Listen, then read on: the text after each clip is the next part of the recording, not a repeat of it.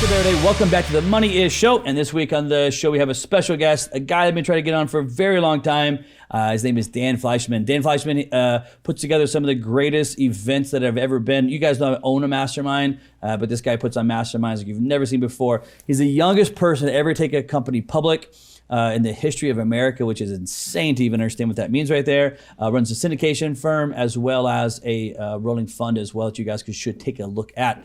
I'm gonna ask him a ton of questions on success, entrepreneurship, in business.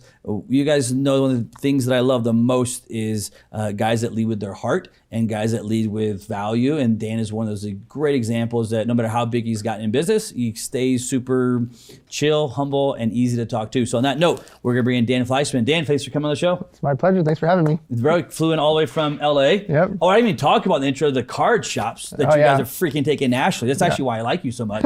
Is because of the card stuff. Investing I do all the time. But cards are like the coolest thing. So we're gonna talk about right 45 minutes of cards right now. Ready, guys? Oh, without breathing, like without taking a breath. You got a lot of stuff going on, man. But let's back up a little bit, and I want them to get to know the Dan as a kid. Like, what was it like growing up, Dan? When you grew up in a middle class, wealthy family, poor? No. Yep. What was it like growing up, Dan? So we immigrated here when I was 6 months old. Grew up in Long Beach next to Snoop Dogg. Wow. And when I was 4 years old, my parents, we didn't have any money whatsoever. And so they finally saved up a little bit of money to open up a Levi's jeans store. Really tiny, like 400 square feet. And so remember Incredible Hulk? He used to like rip the jeans every time? That was us. So all those jeans were from our store, and I was really excited. I used to cry on his shoulder when I was 4 years old, like, because he was so scary. Wow. And so I'm 4 years old, and on the swap meet, every weekend, they had an old school van, and they'd open up the back doors of the van, and that was our booth, and we'd sell Levi's jeans at the swap meet. Okay. So like a garage sale, but in the parking lot. And so me, little entrepreneur Dan, I had my little table with baseball cards. And I would just buy and sell baseball cards every weekend from 4 years old to 8 years old. Yeah. And that's where the initial entrepreneur bug came from. And then high school, I had to save up money to go to college because my parents had got divorced. My mom didn't make much money, and we have, family anyways. So I was like, I'm gonna save up money to not be a burden on my mom. And so I started working at Qualcomm Stadium. Selling peanuts, Cracker Jacks here. Oh gosh, that was you, huh? I was at Ruby. Cold beer. Yep. And I was at Ruby's Diner with a sailor's cap on, selling burgers and fries. And I was working for a stockbroker under the table. Okay. And so I was working all these different jobs, couple hours, 3 hours, 4 hours at a time. And I saved up $43,000. Wow. Okay. From 15 years old to 17 years old, I got it. I got 43 grand. I'm going to pay for San Diego State University, at least afford 2 years of it. Let's go. And then my friend, who was actually my best client, that would buy candy bars for me and cereal boxes for me, the little cereal boxes. Okay. Every week, I had 5 teachers that would sell my candy and cereal boxes on the desk, just like this. At school. At school. And every Friday, I'd pick up the money, and my payment to the teacher was, I'll pay you with candy bars. Okay. So you can keep 5 candy bars, sell my candy bars here, and they can't take money from me. Right. And so my mom was my backer. She put up $40 to buy my initial. First investor. Yes. Your syndicated deal. Exactly. And so she'd drive me to Costco. I buy my $40 of candy, flip it up to 80, take my 80 to 120, 120 to 160, and I rolled it up. And anyways, my best customer was this guy, and his name was Edon, and his dad owned a humongous company, $200 million a year company. So polar opposites, right? Right. I'm driving a 1982 Buick. Okay. What year was it, ballpark? This is 1999. 99, so you're about a 20-year-old car. Yeah. And at the time, that's what the year it was. Yeah, right. Yep. And so my car is $600. My partner, who becomes my business partner, has a Corvette and an Escalade in high school. To give you an idea that how different we were. And so his dad runs a $200 million company. My mom makes $2 grand a month. So it was just two different worlds. And so he keeps buying these candy bars and cereal boxes to give to girls and be the cool guy and I kept hearing him say the same catchphrase, "Who's your daddy?" And sometimes it was sexual, sometimes it was comedic, sometimes it was for sports, but I watched everybody always crack up and laugh about it no matter why he said it. He said, "Who's your daddy?" Yep. And so my brother told me I should trademark it, right? I'm 17 years old. What do you mean trademark it? And so we end up trademarking the catchphrase, and I started putting on t-shirts. Just big and bold. Who's your daddy? Real ugly, just like this big. And I sell these t-shirts for $15 each, and I made 100 of them, so I sold out. I'm a millionaire, right? I got $1,500 in high school. Are you crazy? And so I was like, okay, we're onto something. So my brother and his dad are like, okay, you got to make an actual corporation. And so my 43,000 started going to my company instead of to college because college hasn't started yet. I'm still 17. So we end up spending the money on building up the company. I'll fast forward the story a bit. 18 years old, we do our first million at the first convention. By 19, we do $9.5 million, and then the rest was history. And so at 23 years old is when we took it public on the stock market to launch the energy drink. And we needed capital for that to be able to roll out the drink. So we go public, and then everything changes. It's 2005. I'm 23 years old. I'm on CNN and Fox News and all these things. There's no social media back then. It doesn't exist, right? And so my whole life changes. Now I've got 50, 60, 70-year-olds working for me. I don't exactly know what I'm doing, and this is all just evolving over the course of time. We're doing 8 figures in revenue, and we're in all these stores, but now what? And so from 23 to 27, I literally don't remember. Like, I don't remember a date. I don't remember a birthday. I don't remember hanging out. All I did was sell. I drove and flew to every city around the country to get 43 distributors, 55,000 retail stores. That was my life. And actually here in Salt Lake was my biggest distributors. I had 9 Budweiser distributors throughout Utah.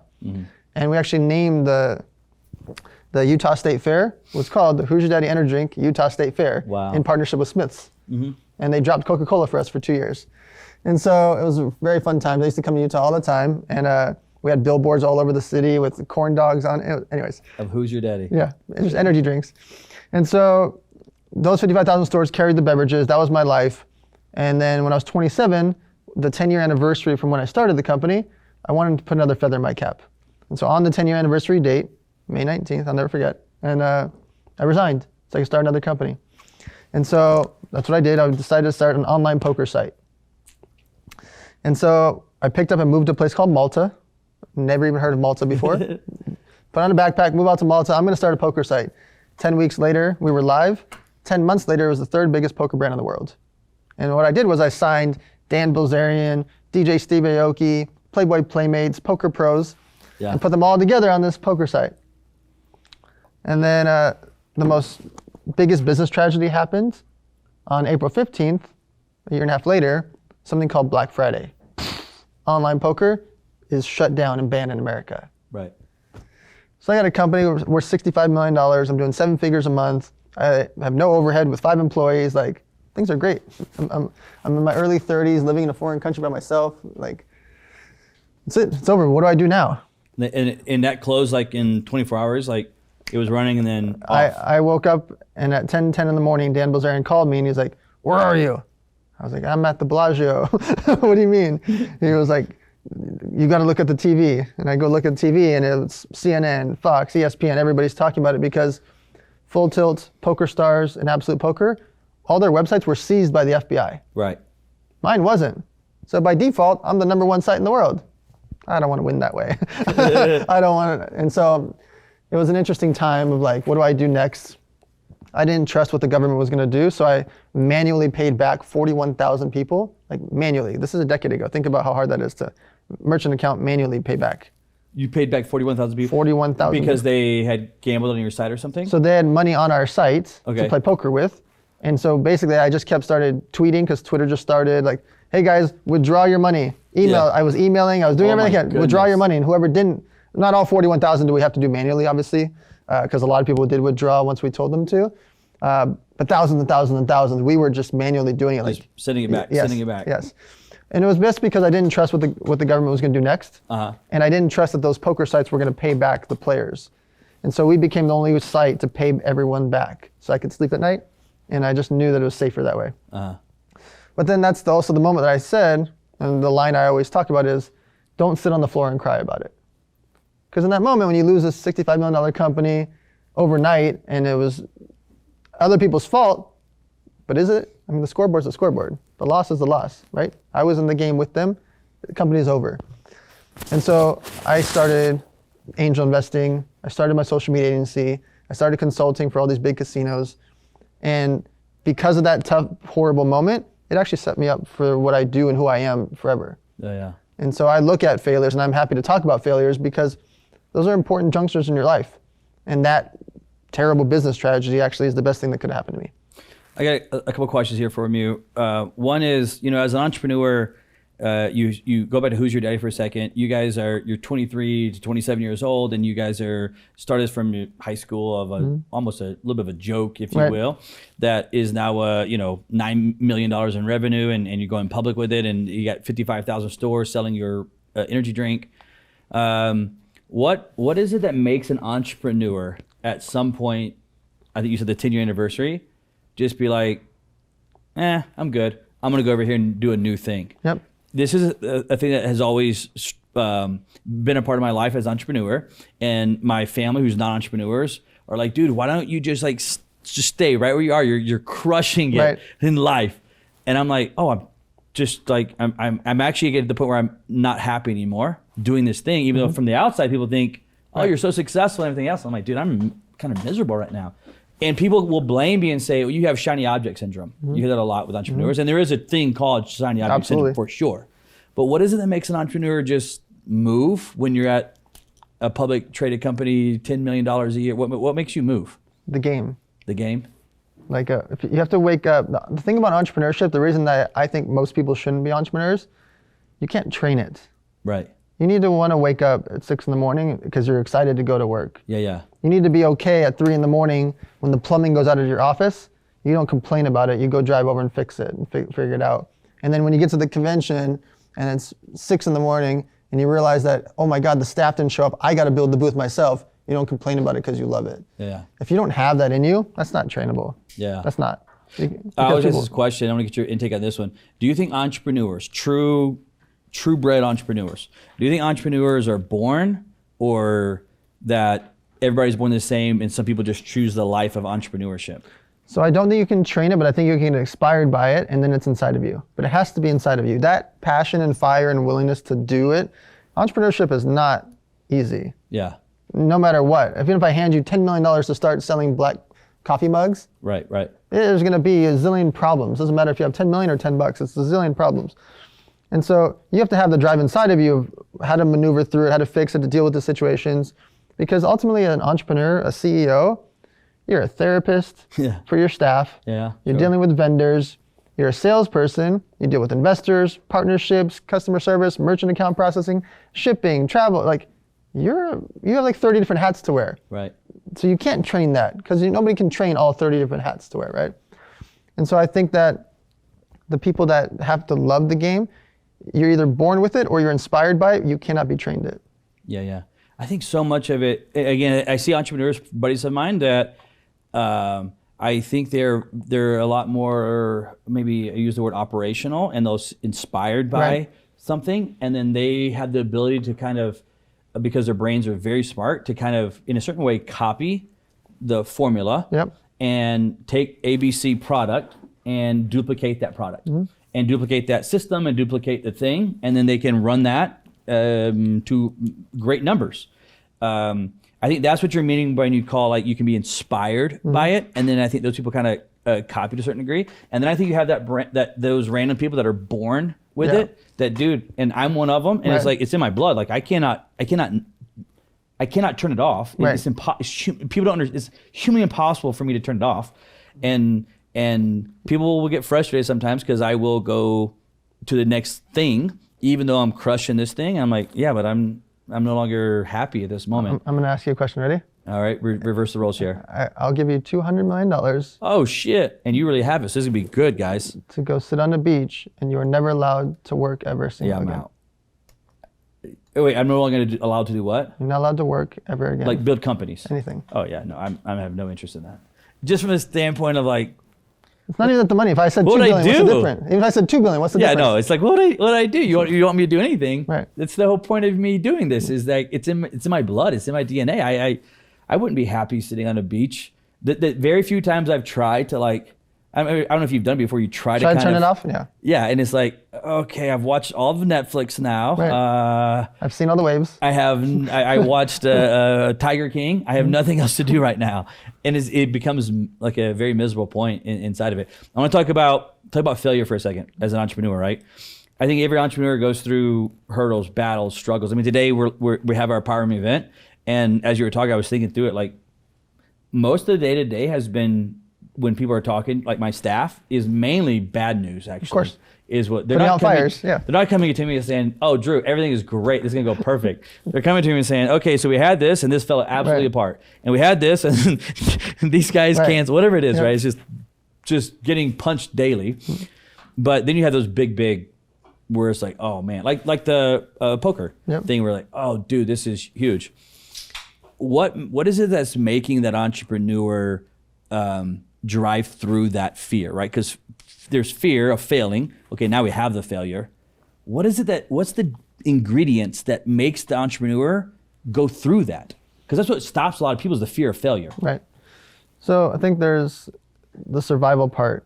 I think if I throw you in the pool, you have a couple choices, right? Okay. You can go to the bottom Sink. and die, Uh-huh. right? You can doggy paddle and wait for someone to save you, Okay. or you can swim back to the shore, swim back to the side of the pool and get yourself out and fix it. I think the same thing happens with entrepreneurs. Some people, they go to the bottom of the pool and just die because that's it. They don't know what to do. They freeze. There's some people that just doggy paddle, like I'm just gonna like put Band-Aids on this situation even though it's not gonna help, right? I think other people, they realize this is a problem, I have to solve it and move on to the next thing. And too often, people are so nervous about the people that are standing around that pool watching. To see what they do, yeah, for sure. And I bring this up all the time. I could be up on stage, 1,000 people, and if a bird flies by and poops on my head, I'm gonna wipe it off and I'm not gonna blink. I'm literally not gonna blink. I'm not gonna get flush red. I'm not gonna be embarrassed in front of it. And all of a sudden, some kid runs up and bonks my foot with a sledgehammer. I'm like, ah! I'm in pain. I'm not gonna blink. I'm not gonna be embarrassed. Because those are part of the game. Yeah. And those, the mistakes, the mess ups, the bird poop, none of you are gonna be at my funeral. I know it's a bit morbid or down the rabbit hole. I'm just not that close to you guys. Like, I want you to win. I want you to do the good things. But if my parents or my friends or my family or my wife, and they saw me get messed up or they saw me get hit with a sledgehammer or bird poop on me, Right. they would want to help me. They wouldn't laugh at me. Right. And so the people that I should be embarrassed for are there to help me and support me. So if you guys think I'm going to be embarrassed, I'm never going to be embarrassed. Those are all just things that happen. Yeah. Yeah, it's unique about today, especially today's society. You mentioned it when you launched your first one. You're on Fox News and CNN, but there was no social media. Right. And social media has changed so much of our culture, especially for entrepreneurs. Oh, yeah. It seems like. And by entrepreneurs, both sides, those that already have a business, but those that are trying or they want to go launch a business, because when they haven't launched yet, they see social media, Instagram, and in their head, they view that thing as what success is, right? And as we know, so much of that is so fake as to what's being posted or image right there. And I think it actually stops a lot of entrepreneurs from moving forward because they know I can't get there right now. And everybody that sees me is going to see me at this other side that's going to be really low, and it prevents them from ever freaking moving forward. So you're talking about how to deal with social media. It's kind of that same pool analogy right there. So people actually buy into your story, right? If you notice, we support the people along the way when they're first getting started. And then the people that get to the very, very top, sadly, we actually try to rip them down.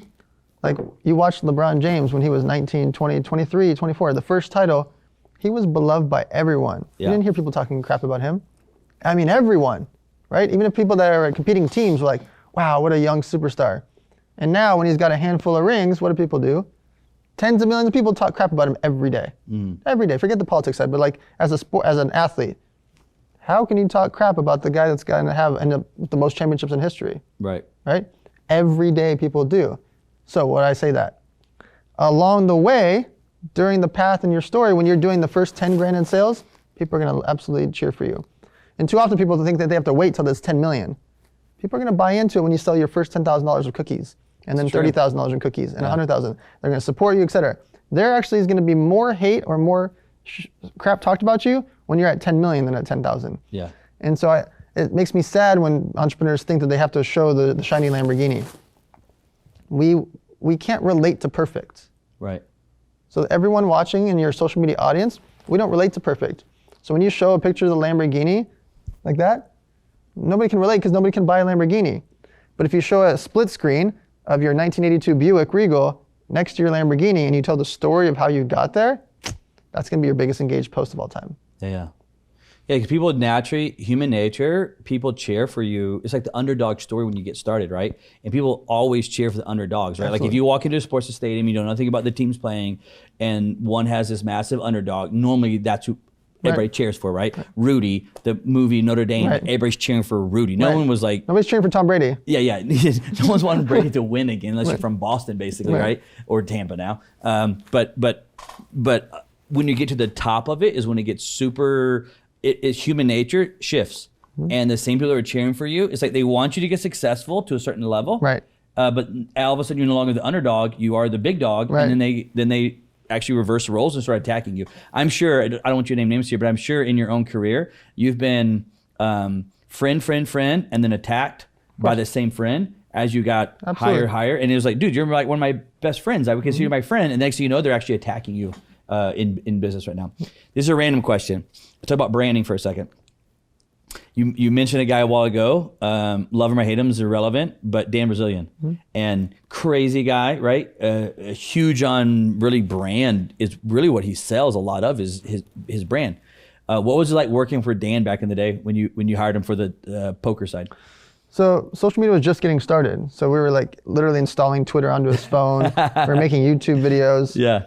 And it worked out really well because he made really great content for us, and he was traveling around the planet playing poker on TV shows, and then creating fun experiences and situations. We blew up an RV in the desert, got millions and millions and millions of views. There's a lot of fun, interesting things that happened there. And then over the course of time, when he got into Instagram and just watching it evolve to go from 0 to 400,000, and then boom to 3 million or 5 million, 8 million, like really, really fast. It was fun to watch the evolution of it and how he could use it for power. Then with my social media agency, we ran the Ignite campaign for a year and helped with that, building that brand. And obviously he built it way more because he's got tens of millions of followers on every platform. And so watching the evolution of him grow from no social media, big on social media, the king of social media, to then turn into a business that's worth $500 million now, or maybe even more. It's been fun to watch how he's utilized it. And then now his book came out last week. I think it's going to do extremely well. So yeah, I just wrote a couple pages for the book, so that you'll see you'll see that in there. But yeah, it's been fun to watch the evolution of what someone can do with a personal brand at scale. And oftentimes similar situation. People used to be obsessed with him, and you barely heard any pushback. And now, same thing like the Kardashians, Kardashians, Trump, etc. Half the people hate them, half the people love them, and then the rest in the middle they love to hate them. Right. And so I think it's interesting to watch, and I think the most polarizing characters are the biggest and most famous ones in the world. Mm-hmm. And so it's part of the game. It comes with it. It comes with the territory. I know you're on a social media agency. You have the two different masterminds. Yep. The $100 million mastermind, and then you also have the Avengers mastermind. You have the syndication round. You have the fund. You're doing a ton of the restaurant stuff. I want to get into Everbowl kind of story for a second with you. But before I get into that, I want to make sure that we cover at least on the card side, because it's two things that are near and dear to us. Yep. And I want to get the message out to whoever ever listens to this about the card world. Let's break it down for a little bit. I mean, what do you really see happening in the card industry right now? Just give us a high-level viewpoint of it, and we'll dig down a little bit into it. Sure. So the sports card industry, I got back in because Gary Vaynerchuk asked me to go to Chicago to a convention called the National. Yep. And what was that, 3-4 years ago? This was only actually 2 years ago. Okay, 2 years ago. 2.5 years ago. So he's like, come by the convention. I was going to go for a few hours. I stayed for a few days. Because he was speaking at it. Yes. That one. Yeah, and he had a booth there.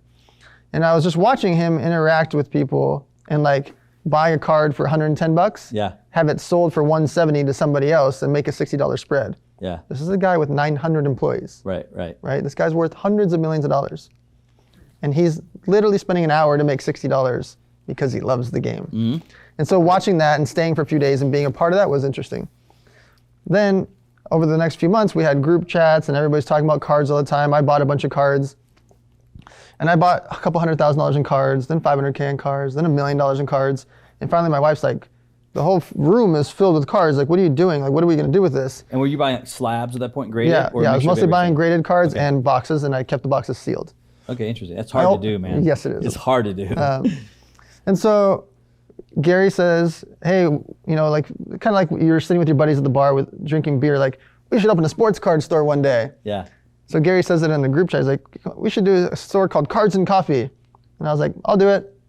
And everybody's laughing. I'm like, no, I'll do it. No, seriously, I'll go do it. Yeah. We're in the middle of COVID. Everything's closed down. My social media agency is going great. I brought in a great CEO to run it. I got the masterminds going. Like, I got all this stuff going, but I have a good person running each company.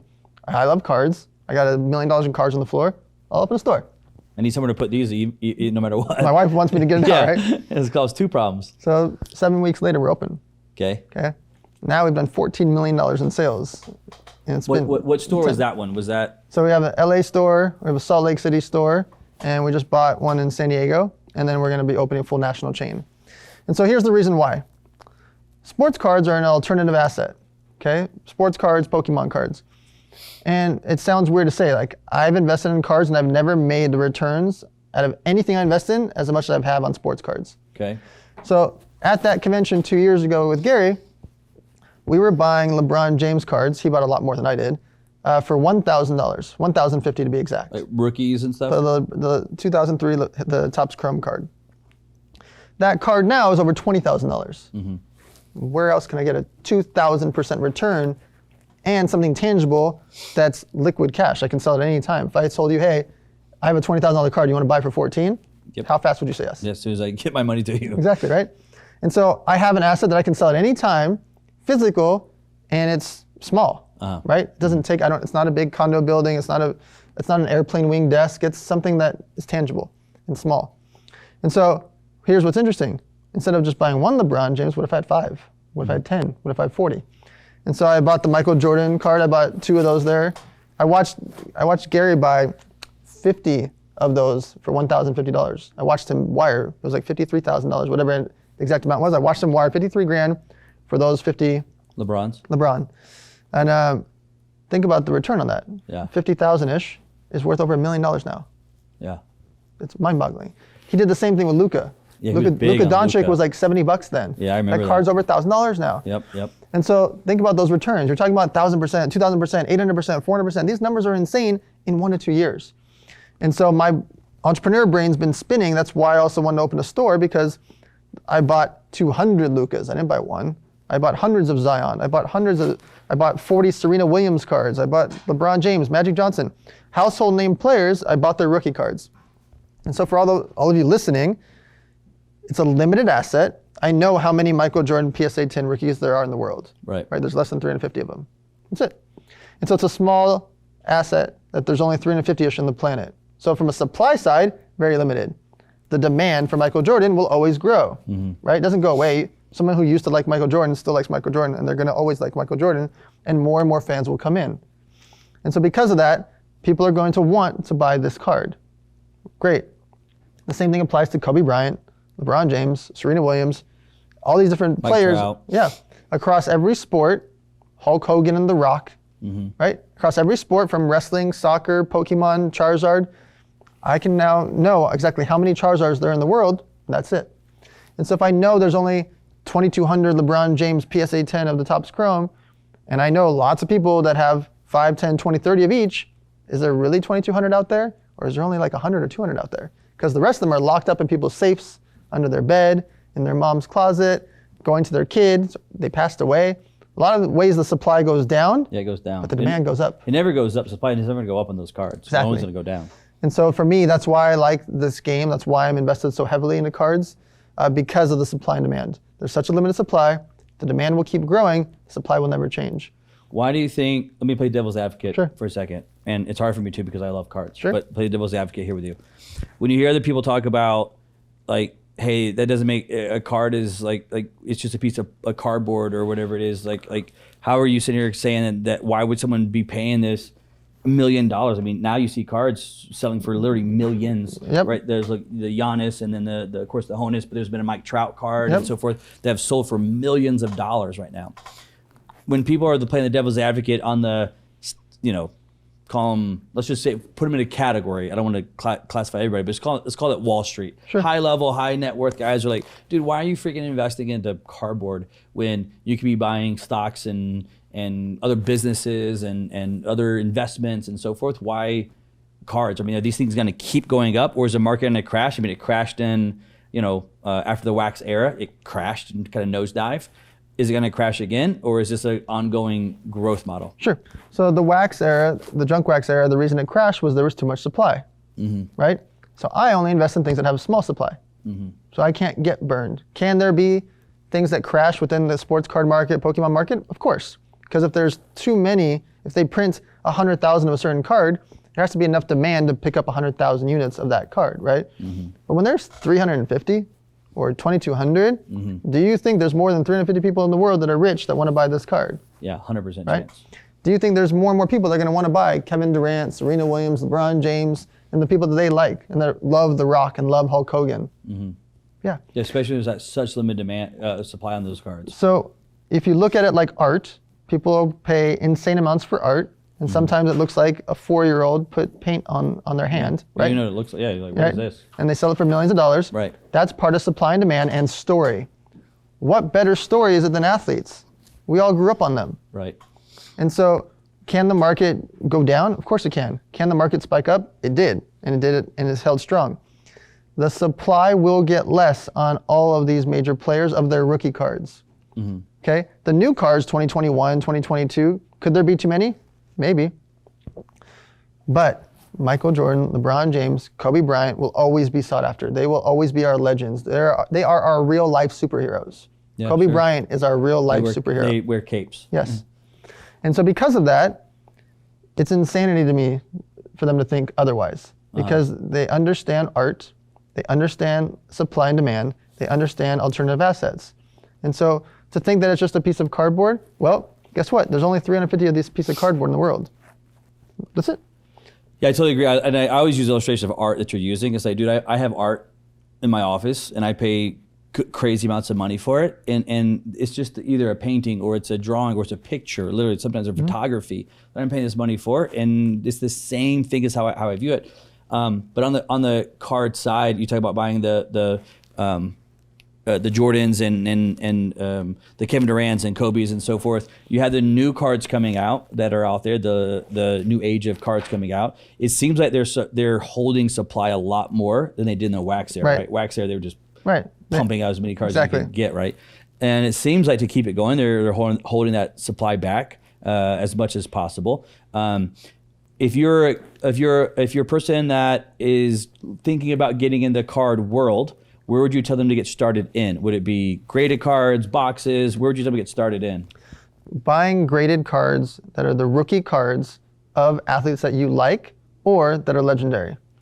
The ones that you like is as a hobby. You're a collector when you're doing that. That is not an investment. If you just like this player and they are not a legend, that is a hobby, okay? So you're not gonna ever lose, you're never gonna lose all your money, but you can go down, right? If you buy a $100 card, it can go down. It's not gonna go to zero, but it can go down. If you buy the Kobe Bryants, LeBron James, the household name characters that you've always looked up to, or that you know the market thinks. Even if you don't like them, but they're just an absolute stud. Correct. Buying those cards, buying specifically their rookie cards and the sought after ones, and buying the ones that you can afford. You may not buy the PSA 10, the perfect version of that card. Buy the PSA 9 or the PSA 8 or the PSA 7. Let's just use this Jordan card, for example. You could buy a PSA 5 for like $3 or $4 grand. Right.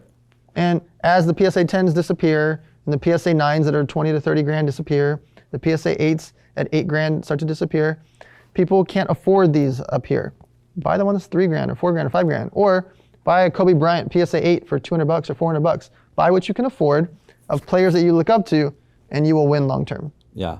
Yeah, so the secret there, I think that you gave to a bunch of the guys are graded cards, because it's hard to buy raw because you just don't know the values on them. So graded cards. And then number 2 was rookie years, like everything right now in sports collecting everything is rookie years, right? And then if they have a bunch of different rookie cards, it's actually certain rookie cards that are there. And then you have the grading system that goes basically from 1 to 10, and you got some 0.5s in there. But uniquely, I thought you were going to say, hey, try to focus on 9s and 10s. But you're even saying, hey, look, if all you can afford right now is the 7 on the Kobe, buy it. Because there is truth to that, because it's the same thing. As the 10 keeps rising, it pulls up. Of course. It has to. It has to pull up the other cards below it. Absolutely. The 8s, the 7s, the 5s, they all come up when the 10s are selling. Every time. Into it. There is a big gap from a 10 to an 8. 3 grand to 300 grand. Yeah. Right? 3 grand for this Michael Jordan card, 300,000 for the PSA 10. For the PSA 10, yeah. It's a huge jump. You go from 3 grand to around 5 grand to 8 grand for a PSA 8. PSA 9s are 20 to 30 grand. PSA 10 is 300. Let me see this. I think part of what's happening is a culture shift, and you talk about alternate investments, right? Yep. And I think, I think one reason that, like, I'm going to say Wall Street, and again, it's just a broad stroke, but that they have problems with it is because I think a lot of young people that are coming up nowadays, we were maybe told more or less to, like, get the good job and go put money in a 401k and mutual funds and let it ride out. Yep. And I think because it did not pan out well for a lot of people who went and did that path, I think the kids that are seeing it now are like, dude, that's a horrible path. And what did that get you? You guys did it and it sucked. Why am I going to go do it? And they look for new things. And I think it's the reason why a lot of these alternate investments, such as even cryptos, the NFTs, cards, Pokemon, sneakers, are so much more popular because the generation that's there now is like, why am I going to go put a 401k? What did that get you guys? And they're looking for what you use the word alt investments. Do you think the culture has a little bit to do with why this stuff is exploding? Absolutely. Think about companies that are making or losing millions of dollars off of memes. Yeah, memes. Like literally Robinhood has changed the world because now 18-year-olds feel like they're stock traders. When you and I were 18, how the hell could we buy stock? No way. No, even if I gave an 18-year-old $1 million, they wouldn't know how to do it. You got to go get a stockbroker, fill out pounds of paperwork, do all these regular. No. Now a kid can download an app and start buying and trading stocks in real time. Yeah. It's crazy. Now they have StockX and they can buy and sell shoes and buy it for $200, sell it for $340, but buy 6 of them and make 140 times 6. That's real money. Right. I literally know 15-year-olds that make 6 figures a year. Right. Buying and selling sneakers. Yeah. So it's a rare moment in time that I think that people aren't taking into account when everybody keeps saying, we're going to have a recession, we're going to have this crash, we're going to have this. You've been saying that since 2008. I get it. And then technically in 2016 to 2018 it was supposed to happen. That was half a decade ago. Right. It hasn't happened. And it's not happening this year. It's definitely not happening next year. Yeah. Because people aren't realizing, besides the fact the government's printing 40% of, that's 40% of our entire money. Yeah. 250 years we've been around, and in 1 year they printed 40%. That's a whole different rabbit hole. More importantly, the grandma's real estate went up. All my sports cards went up. All your assets went up. Your stock market portfolio went up. All these things kept going up and up and up. Can that happen forever? No. However, when these things went up, we then took that capital and invested in other things. And then they went up, and then they went public, and then they exited, and this happened. There's so much new money just circulating around that people just don't seem to grasp. Like, technically, if you think about it, we had 4+ million jobs of people just quitting last month. Yeah. You're not seeing like mass warfare or like people in the streets. Does it happen a little bit? Yeah. But the things that people keep expecting to happen haven't happened because we never had so much access to make more money. Now, if you lose your job, you can go become an Uber driver, Postmates, Amazon, Instacart. I can start flipping on eBay. I can start teaching your kids how to play guitar from my house. Yep, I can also teach your kids Spanish, by the way. Oh, you know what? I can also teach for $80 an hour. I can teach them piano. And if you want, I can tutor them in math. That'll be $50 an hour. Yeah. From home, at 15 years old, I can literally make 10 grand a month. Yeah. I can edit videos for you if you want. If you want to share, hey, I can do it for you. And by the way, I didn't mention, we never even met. I'm an avatar on a screen, and I'm doing your video editing. I'm teaching your kids. I'm delivering your pizza. You do it from another country. I can teach Spanish from another country, right? We've never had this access. Never have actually met you before. Yep. It's an interesting viewpoint on the economy, and I haven't thought about it in that micro of a place before, where it's like you always hear the macro of kind of this bad negative thing. Right. But then if you actually start diving down into it, it's like you said, hey, this person quit or left their job or fired or whatever it is, but they also have a lot of other opportunities that have never existed to literally the next day start driving for Uber. Like the next day, sign up, boom, you're driving, right? And you have a job. Yep. And I'm not saying it's a career that you're looking for. I'm just saying that it's a job that you can go have tomorrow. And we didn't have thousands of job listing sites before. Right. We didn't have Facebook Marketplace to sell our couch to make some money to pay rent while we just quit. Right. We just didn't have all these ways to do everything and post on social media, hey, I just quit my job. I'm looking for a job and get 16 offers because our friends on Facebook hooked us up. Yeah. It just didn't exist 5-10 years ago. Not 20 years ago. 5 to 10 years ago, none of it existed. Yeah. The smartphones in your pocket didn't exist 11 years ago.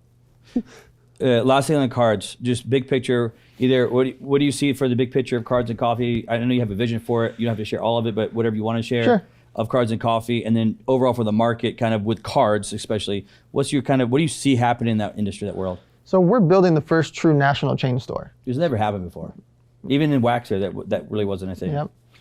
So we have 3 stores now. I'm buying a couple other ones. I'm opening a couple more, and then we'll end up with 5 to 10 stores next year, and hopefully even more than that. And for those that don't know, he actually have a massive track record of opening lots of stores in a short amount of time. This isn't your first time to do this rodeo. Yeah, we'll get into that in just a second, but go ahead. And then we're the only true 24-hour-a-day operation live online. So we're kind of like the QVC of the space. It's called live breaking. So you want to open up a pack, but you're like, you know what? I don't want to pay $1,000 for that box.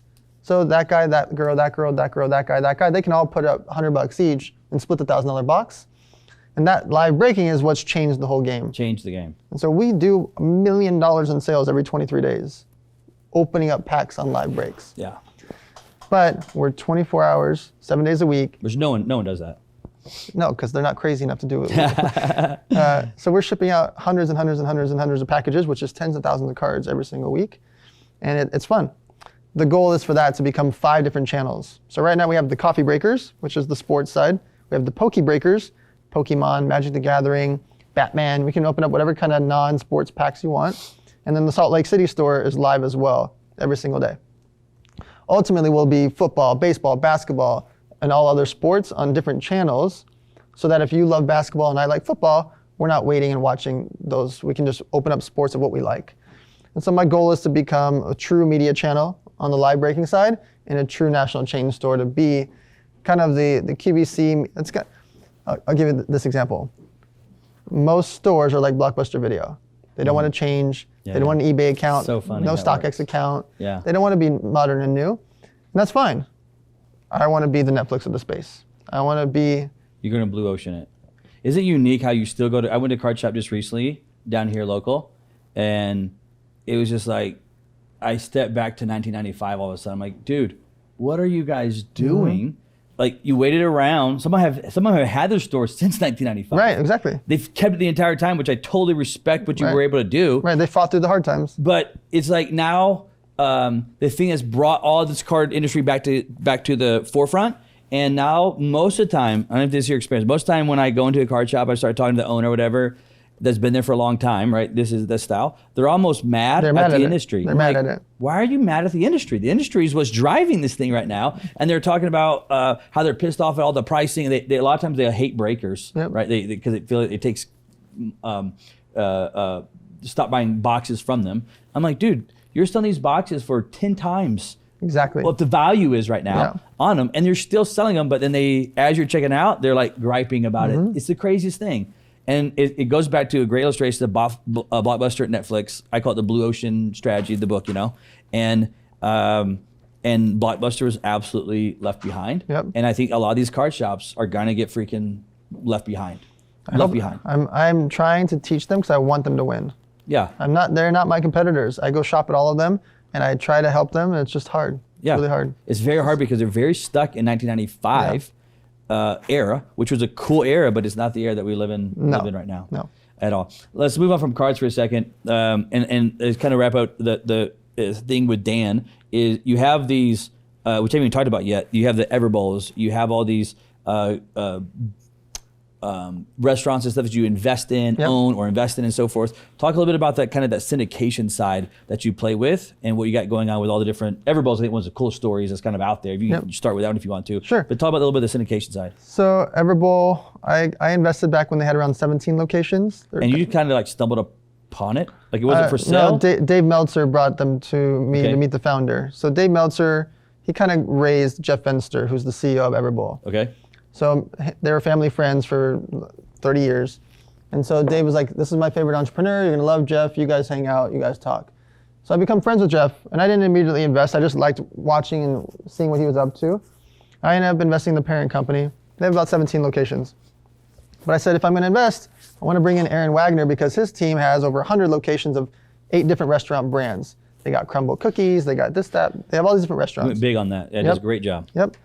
And so if I'm going to invest, I want to be able to bring this guy to Aaron Wagner to come in to help and oversee what I'm doing here because he understands restaurants better than I do. And I try to do that in everything that I invest in or every company I have. I want someone that's the expert. So the company goes from 17 locations to 23 locations. They're growing. And then Aaron kind of says, you know what? There's a turning point here. All those locations you guys own right now, why don't you guys switch to the franchise model? Because you've got hundreds of people asking to be a franchisee. You guys focus on becoming a franchisee instead of you running the locations, and Aaron will come help. So that's what they did.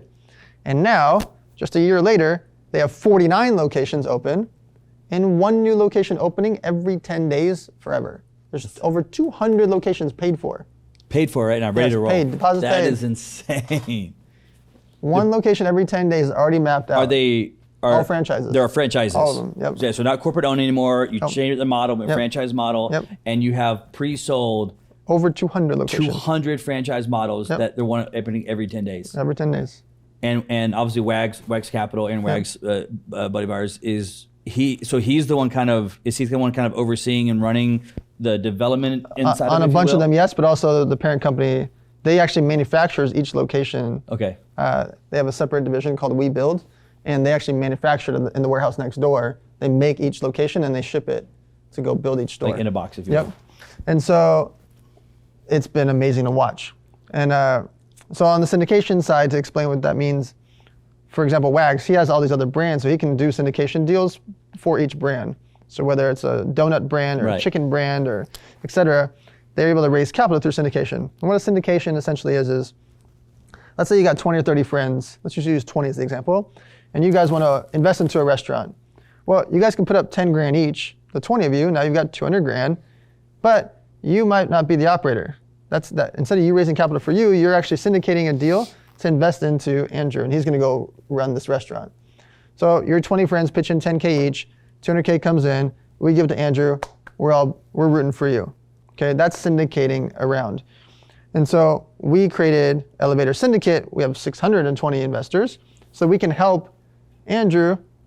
He doesn't need my help. But you understand the point. We can help the entrepreneur by raising capital for really, really quickly. So let's say you're going to start selling these black coffee mugs. I'm like, man, he's already sold 300 grand of black coffee mugs. Let's all invest in him and help him scale the company.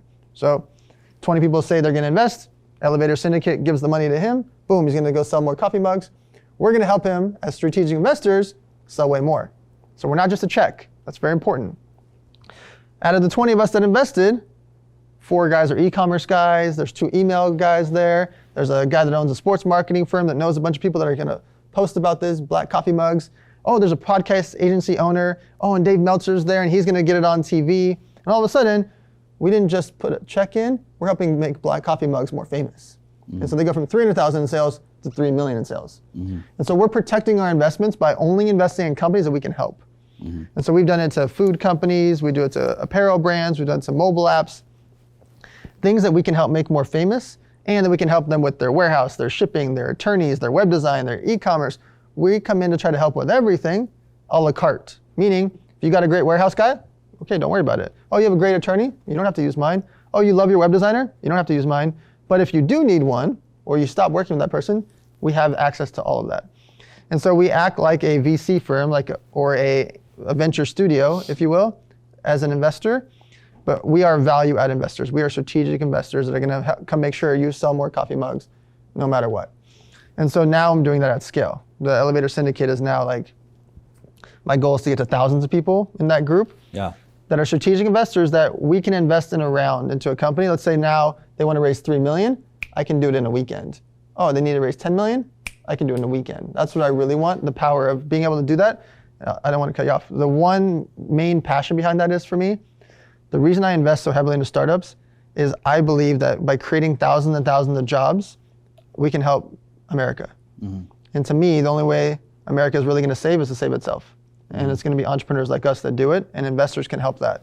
And so I'm so passionate about investing in companies. I'm trying to do it at scale because I know Everbowl hires another 100 people, and another 100 people, and another 100 people, and another 100 people.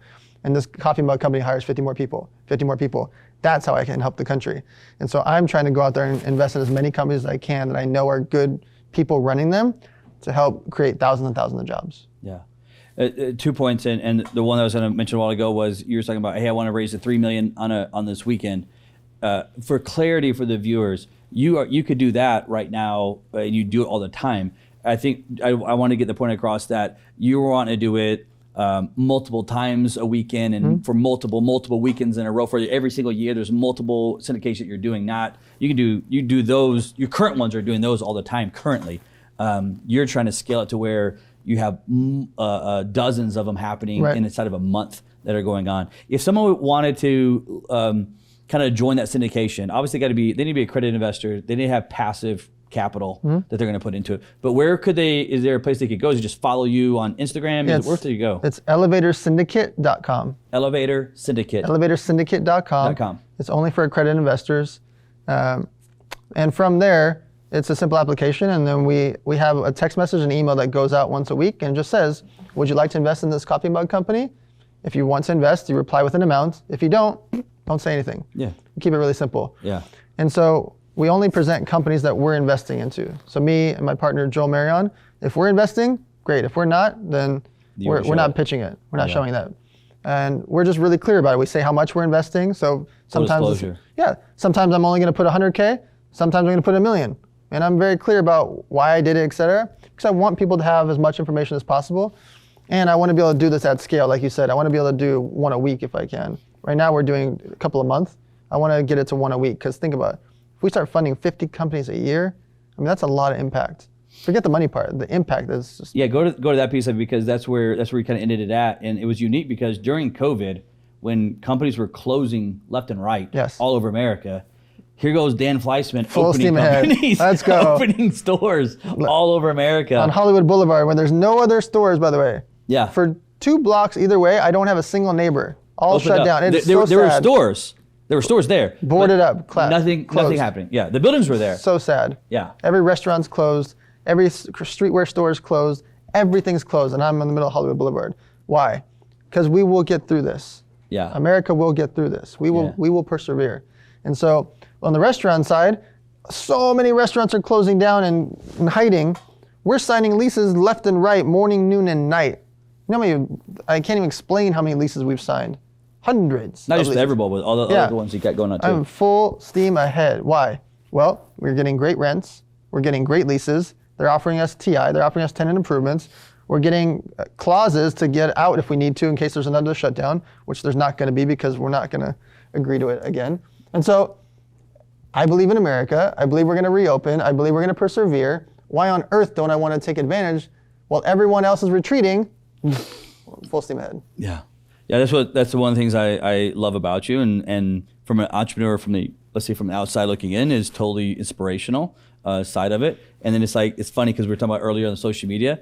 Even as you do that, you'll still get attacked. Of course. Like you still get attacked. You're like, I'm out here trying to create jobs in a place where no one says create jobs, and then they'll still attack you for creating jobs. If you donate, let's say right now, Andrew and I donate $100,000 to charity. There are going to be people that comment, well, it wasn't $110,000. Right. Or why that charity? Why that charity? Your buddy's charity, that you whatever it is. Why are you donating to homeless? You should have donated to this. To the veterans instead. Whatever it is, right? It does not freaking matter. No matter what. Yeah. I'll give you one quick example. When Jeff Bezos, he donated $97 million to a charity a couple years ago. I think it was a big wildfire. Uh-huh. Every single article on the planet talking crap, how it wasn't even 100 million. Yeah. No, to Bezos, it's only 0.00001%. They do the math on it, yeah. Do you know how many hundreds of billionaires there are out there that donated $0? Right. 0. And the guy donates $97 million, and literally every article is bashing him. Right. Ugh, it's peanuts to him. What does it matter? That's so low. It's so insignificant. How many other charities did he donate to? That's just one of his donations for the year. And by the way, if you guys keep flaming him and making him and being mean to him, what if he stops? Why would he want to continue? Right? Right, yeah, of course. It's insanity to me. It's insane what we do. How evil it is to be mad at someone for donating. It goes back to what you said earlier, though. Like when you get to the top, it's almost like they're only going to judge you, hate you, no matter what you do. Donate $97 million, they're going to hate you that you did it that way. Last question I want to ask you, man. I want to talk about, if you can, there's lots of ingredients here, but how would you sum up, like, what's the thing that you feel like has been like a core ingredient to Dan's success that you've had throughout your career, industry? There's lots of things that make entrepreneurs successful, but what are some of those kind of like underlining themes that you feel like has part of your success secrets? So there's only 2 things. One is the word relentless. Okay. No matter what happens, good, bad, ugly, messy, fantastic, exciting, terrible, I'm relentless. Yeah. And so from a personal perspective, from an entrepreneur perspective, that's the word. It's relentless. Yeah, no matter what. No matter what's happening in the world, no matter what's happening in life, I'm going to do it. And I'll take the action. If I don't have to sleep for 2 days, I'm going to do it. Okay? And then the other thing, the actual superpower and how all this has happened, how you see me running so many different companies and ventures, investments, and is the network. Mm-hmm. It's people. Mm-hmm. If you noticed, everything I said has someone running it, not Dan. Everbowl is run by Jeff Fenster. Mm-hmm. My elevator studio is run by Joey Carson. 30-year TV career, huge guy. He runs my social media agency.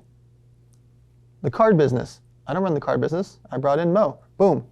$14 million in sales in 1 year. Mm-hmm. Everything that I do, my live events company, I took the guy that ran Ty Lopez's company because Ty Lopez stopped throwing events. Great. I got his head of operations. I got his videographers. Yeah. I got his head of paid media. And I asked him first, but he was done. And so I inherited people. The network, the people is why I exist and why I can do so many different things. It looks like, wow, he's doing so many different companies. I'm not running all of them.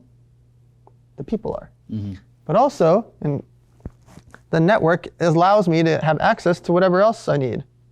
Hey, I need to buy black coffee mugs for 40 cents instead of 50 cents. Oh, great, I know this guy. Hey, Andrew, do you know somebody that can help me with the real estate deal? You're like, oh, yeah, I got a guy that does $80 million of those things. Hey, can you get me a better loan? Of course I do. Hey, can you get me a reservation at that restaurant? I just heard about a cool restaurant. Boom, of course I do. The network allows me to get restaurant reservations or help save the world and everything in between. Yeah.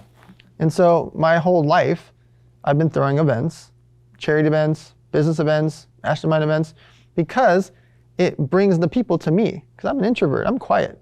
Mm-hmm. Like if we go to a restaurant, nightclub together, I'm quiet. I speak a lot when you speak to me. Other than that, I'm quiet. Well, it's funny, that first dinner that I met you at actually in person was you threw that one charity event. And it's where I actually first met you, say, in person.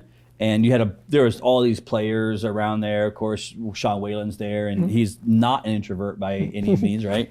But you have all these different guys there, and a lot of them are, a lot of those guys are more outspoken, and it's just their personality, right? Yep. And it was very true. You were there, but you were very quiet, almost behind the scenes side of it, more of the introvert side of what was going on there. And so I throw the events because it allows me to have everybody come to me. Yeah. And introduce me to everyone there, because I'm not going to go out of my way to do that. And so just naturally, it's not your DNA. It's not my thing. Yeah, yeah. And so Elevator Nights is my free event. Tomorrow night is the 42nd one here in Salt Lake City. It's completely free. That cost me a lot of money. It cost me almost $400,000 a year to throw those for the last 8 years. Yeah. It's not cheap, but it's my excuse to get all my rich friends into a room, to meet all my entrepreneurs, and to meet fans and followers of the people that are speaking. What's funny was, I want to prove your point to the audience here, is live events, as you know, it's a tough business, like getting people there and so forth and so forth. And you sent me a text, you were speaking at our event on tonight, and then tomorrow night is your elevator, it's not elevator pitch. Elevator night that you do. And you sent me a text and said, hey, since I'm already going to be in town, I'm going to go do this elevator night and so forth. And for some reason I saw it, I had this idea, like, I don't know, maybe 3 days later, I had this idea of like, oh, hey, dude, what I should do is I got 150 CEOs here. I'm like, I should just, on Tuesday, tell them to all go to this thing. I wish. And so I text you like 3 days later. I'm like, hey, bro, I have like all these CEOs. I should just tell them to all go to your thing.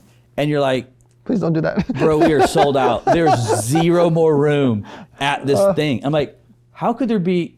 And I was talking to Jimmy, just a mutual friend, a couple days later. He's like, dude, it's overbooked. It's overbooked right now. And it's amazing because it goes back to what you're talking about, your network. Like, you just showed up and sent out a text and said, hey, I'm going to have this event at this warehouse, and we have 300 tickets. And literally, I have 150 highly qualified CEOs that I can't even invite. I can't even mention it to them because it's sold out. But it goes to the point of the network, right? Relentless and then network of inside of it. I definitely, when I think of you, you know, from the outside as I've watched you and circle of influence of friends that we've all known, it's like, I've always kind of, it's the one thing I've always thought about you is like, you have mastered the art of, it's one thing to know how to network. And yours, I wouldn't even call yours almost like networking, because you're not like going to some business PTA thing and trying to shake everybody's hand. It's not that at all. It's just like very unique style that you have about you.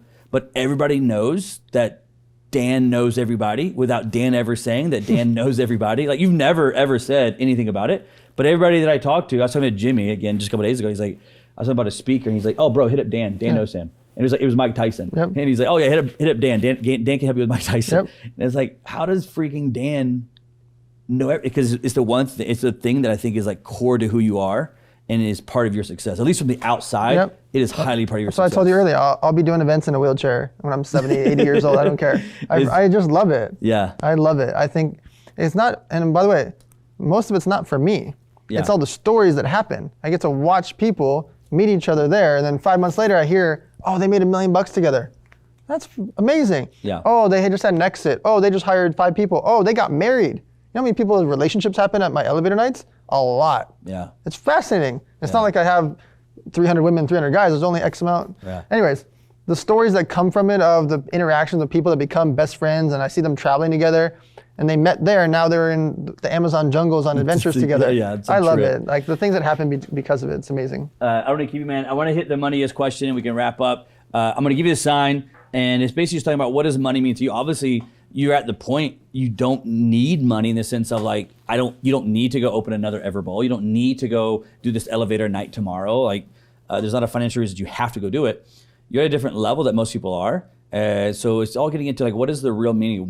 We play this game, but what does that mean to Dan? What does money mean to Dan? So you fill out your answer right here, and then sign it right here, and then me and you will talk about this together here. There's the Sharpie right there.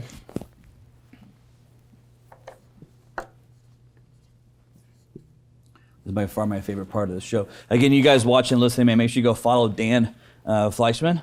And always has something going on, dude. It's amazing. I go to your social media, I'm like, I feel like I have a lot of stuff happening, and then I go to your social media, I'm like, oh God, I got to get to work.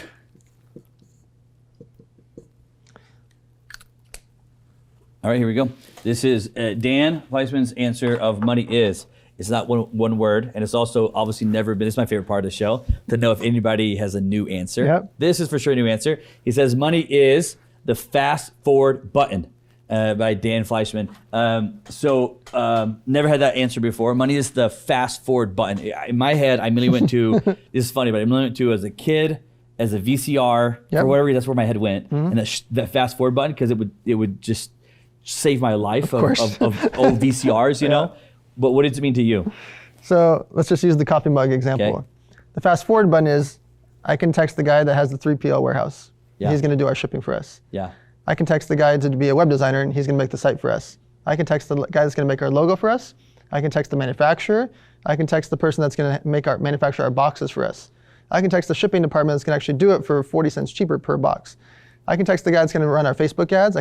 You see where I'm going? Yeah. So let's say there's 2 people, and this guy doesn't have access to anybody, and he's going to go try to sell black coffee mugs. How long is it going to take him? Months and months and months, right? We're going to do it tonight. Right. Tomorrow morning, we are live.